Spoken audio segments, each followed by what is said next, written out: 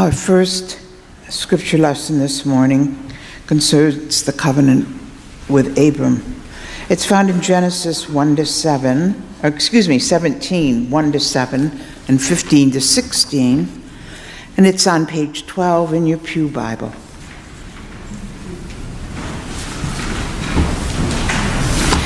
When Abram was 99 years old, the Lord appeared to Abram and said to him, I am God Almighty.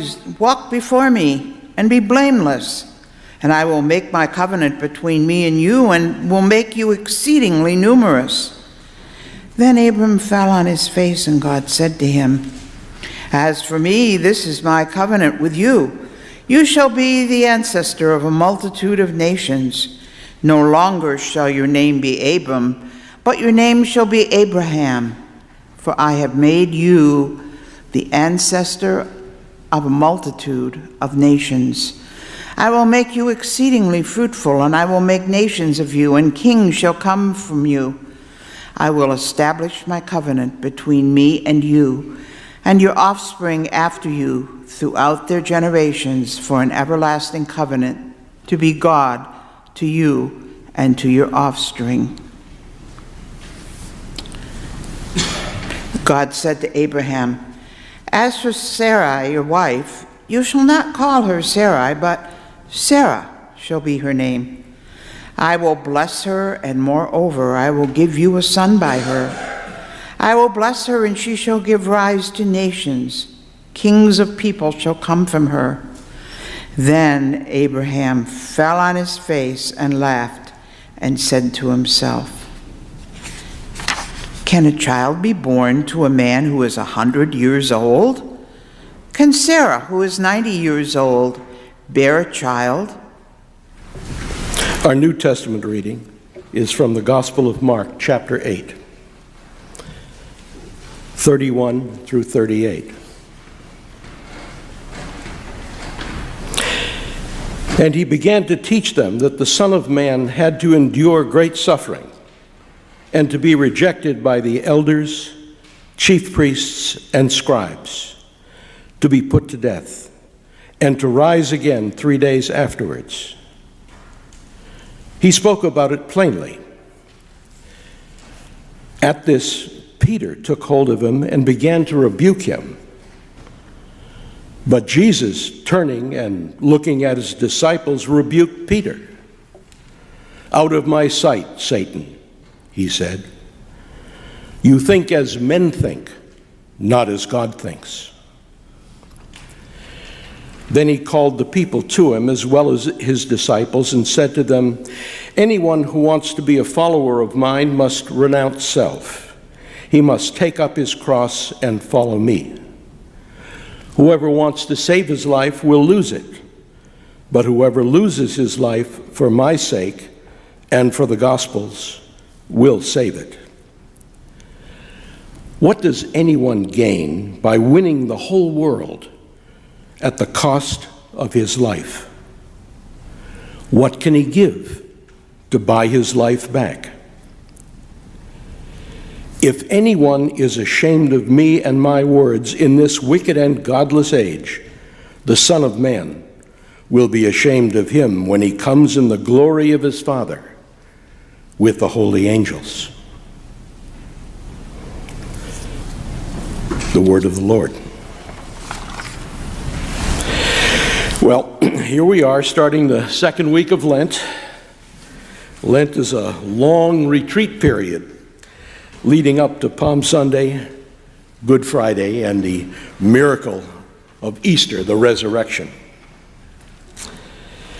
In our gospel, Jesus gives his disciples something precious to help prepare them and us for what's ahead. Jesus hones in on one key message in this 8th chapter of Mark. We've each received a gift that grows the more you use it, but if you don't use it, you lose it. Slate magazine is the last place you'd expect to find a sensible critique of Bible publishing. But it turns out that Slate reported on a discussion about the form and the layout of the Bibles we read. The Bible is the all-time bestseller every year, but it probably has the lowest ratio of started to got to the end. But the critique claims it's not our fault, it's the publishers. The Bible's not just a book. First, it's a collection of books, but we don't read it as a book. Look at your pew Bible. It has 2 columns on each page, you remember, and it's full of numbers and references right on the page you're reading. What's the last novel you read that looked like that? And look at all the numbers. Every sentence has a number. Numbers and notes and references are salt and peppered all over every page. It's more of a chore than a read. The books of the Bible weren't written that way. They were continuous scrolls, no footnotes, and I'm sure that David didn't start out by writing Psalm 23, verse 1, the Lord is my shepherd. The system of chapters and verses that you see were inserted in the 13th century while the Crusades were going on. The Bible was meant to be read and listened to like a book. I love the way Craig does his Wednesday night Bible study. We sit down and somebody reads a whole chapter, aloud, a whole chapter, not a couple of sentences. And that's the way the Bible's meant to be read. Thoughts and ideas are connected. You hear the story the author is developing. Then we think about what we heard, one thing leading to another, and you see the flow of the message, the story. This morning we read just a few chapters towards the end of the 8th chapter of the short book called the Gospel of Mark. This chapter is full of miracles and events that explain those miracles, what they're teaching. The whole book of Mark is full of miracles.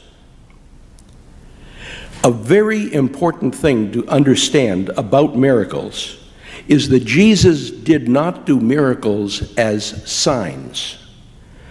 Yes, Jesus did many miracles, real miracles, but he didn't do the miracles to prove that he was the Messiah.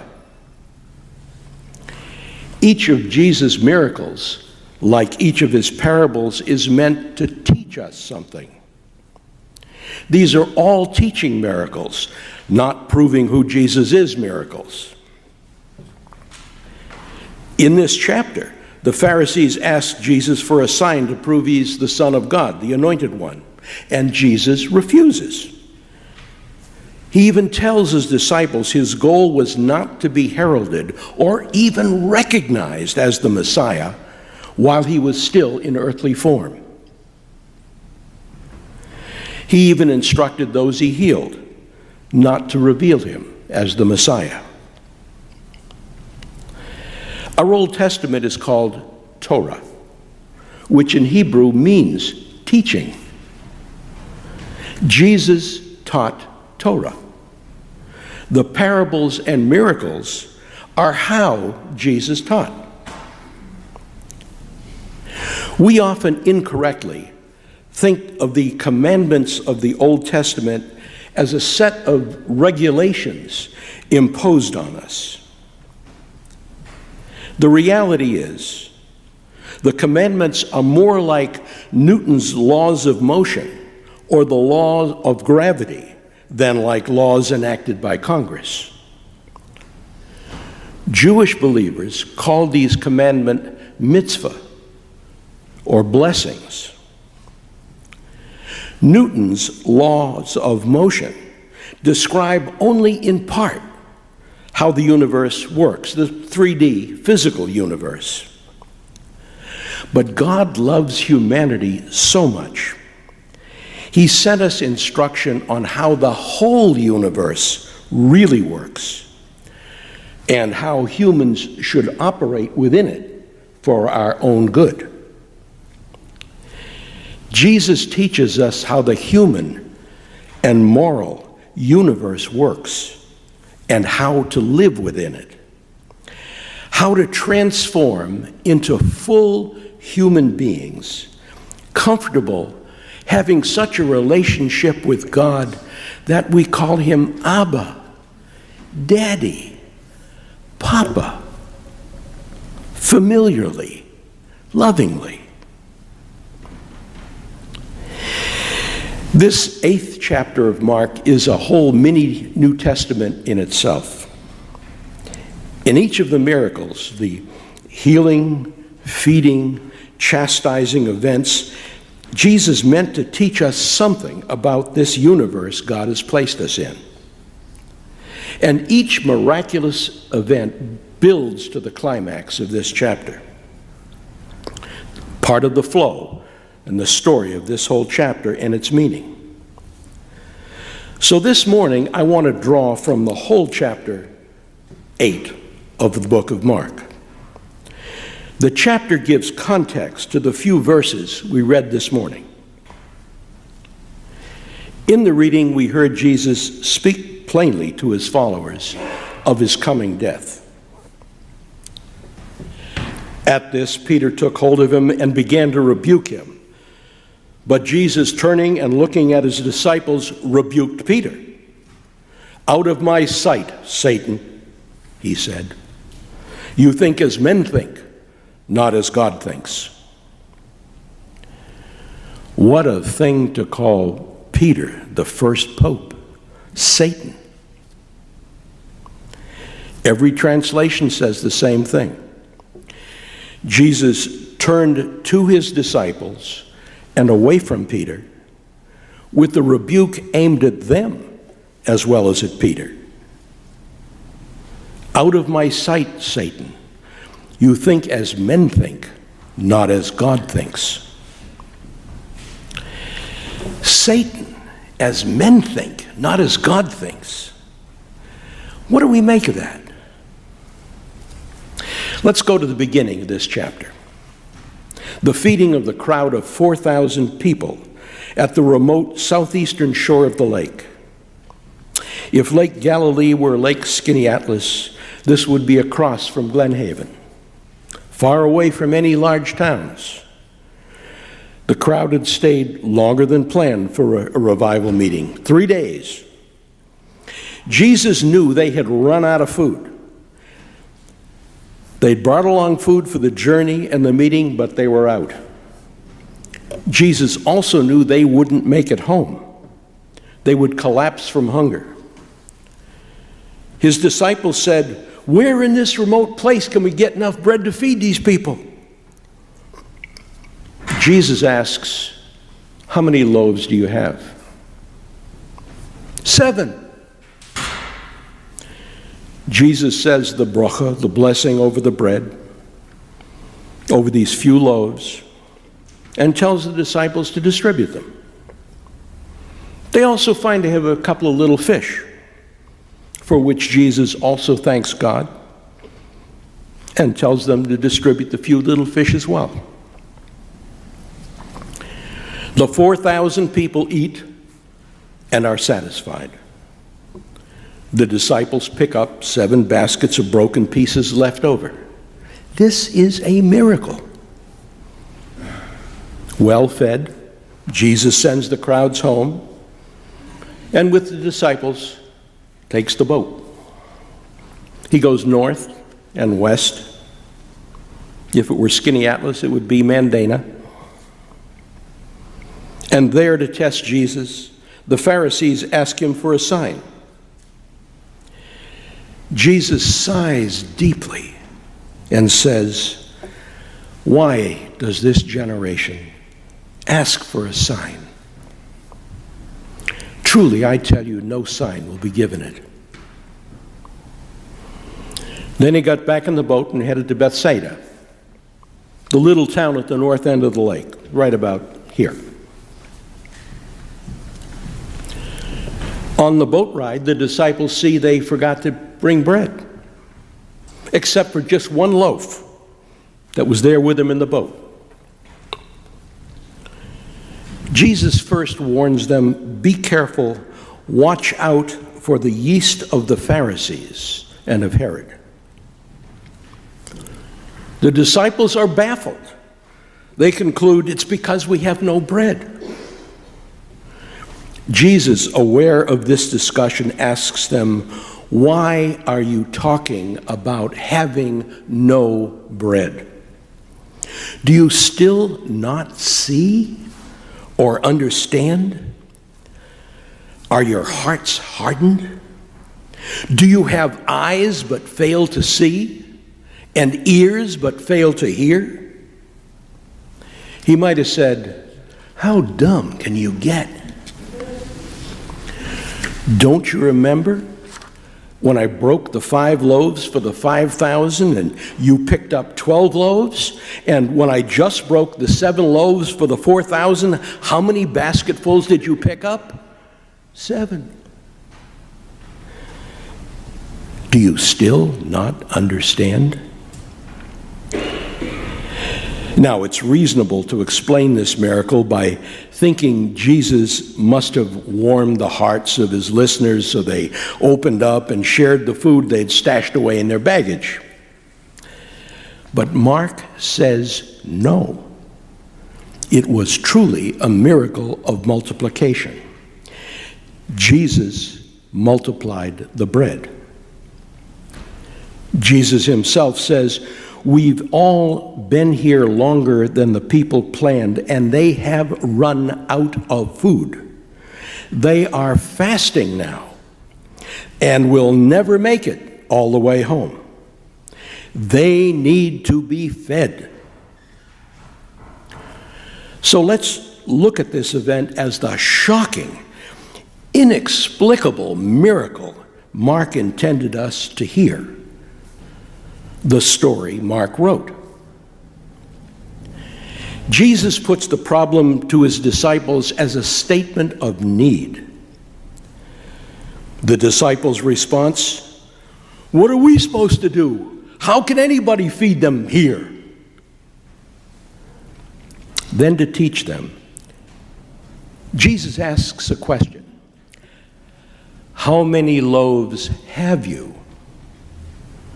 They answer, 7. Clearly not enough to make a dent in the problem facing them. But here's the teaching. Jesus didn't ask them how they would solve the problem. He asks them to examine what they have, no matter how inadequate it seems. Once they take stock and present their small, seemingly inadequate resources to Jesus, Jesus moves into action. God uses what they have to solve the problem. If we hold on to that idea, it can open some very down-to-earth and helpful ideas for us. The way men think is to throw up our hands at the impossibility of solving the huge problem in front of us. The better way is to look at what we have rather than moaning about what we don't have. Examining what we have, blessing and thanking God for it, then putting it to use. That's how Jesus approached the problem. And by the way, this is a very practical definition of faith. Faith is not what you claim to be or to believe. Faith is intelligent trust. Craig often uses the word trust. I think partly because the word faith is overused to the point where we really don't think about what it means. Jesus gives us a lesson here on what faith really means. The disciples cried out, "No way!" And Jesus asks, "What do you have?" Not, do you have enough to solve the problem? But what do you have? Life confronts us with problems, and because that's the nature of living. The first step when confronted by the problems life confronts us with is to ask ourselves, what capability, what resource, what gift, what talent, what personality trait, what strength do we have? It's a statement, a challenge, not a request. What do you have? First, we examine and accept our talent, our gift, no matter how small it may appear. The next step is to express our thanks to God for this gift. We bless the Lord with a thankful heart for what we have. Then, mindful of what we've been blessed with, in absolute trust that God can multiply this gift, this talent, we are ready for the final step. We put it to use. Use it. Distribute it to the people. This is not a new thought. The law of faith is one of those basic laws of the universe. It's as real as the law of motion that tells us that every action is met with an equal and opposite reaction. What goes around comes around. As you sow, so shall you reap. Why? Because that's the way it is. That's why it's a law. Here, Jesus is teaching the law of faith. Truly I tell you, if anyone says to this mountain, go throw yourself into the sea, and does not doubt in their heart, but believes that what they say will happen, it will be done for them. Faith will move the unmovable. Your gift may be the gift of faith itself. The woman had spent all her money on doctors over many years. In faith, she reached out and touched the fringe of Jesus' talus and was healed. The synagogue leader had faith Jesus could bring his daughter to life, and he did. The Roman centurion had faith Jesus could command the cure of his servant without even entering under his roof, and he did. They had the gift of faith. They built on that gift, took action by reaching out, and God multiplied the gift.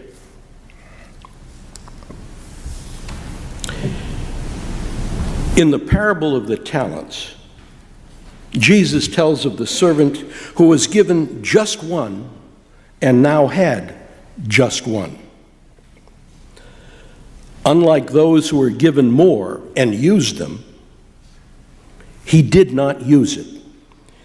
He was afraid. He hid it. He buried it. And what happened? Take the one talent from him and give it to him who has 10 talents. For to everyone that has, more shall be given, and he shall have in abundance. But from him that has not shall be taken away even that which he has. Use it, don't lose it. Jesus is teaching us we are given a gift, a talent. Examine it. Be thankful to God for it. Be mindful of what you do have and put it to work. Let's sum up. Jesus has a very important teaching for us as we prepare for coming events. When trials come, and they will, first examine your relevant gift, the talent, the resource, the loaf of bread you have. Then be mindful and thankful to God for what you have. If what you have is faith alone, how blessed you are. Thank God for your faith, no matter how small or fragile it may appear. If you have other talents and resources, thank God for them and use them. Commit. Commit. Jesus teaches us, bring your gift. Believe with all your might. God will move the mountain.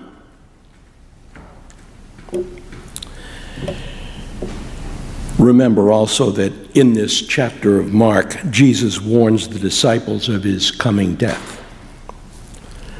Talk about teaching miracles. At the end of these weeks of Lent comes Jesus' greatest teaching miracle of all: resurrection, rising from the dead. Our prophet and priest and king is also our teacher and guide. Jesus made certain we know the way home. No matter how fragile or small, our faith in the reality of our coming resurrection, our faith in the unimaginable, indescribable life to come, will grow as we use it. Resurrection is the ultimate healing miracle.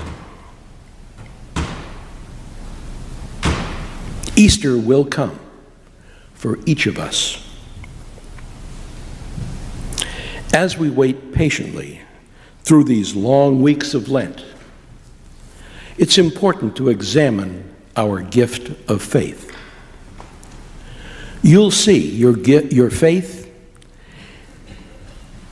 is at least as big as a mustard seed. Use it. Don't lose it. And may God add his blessing to these words.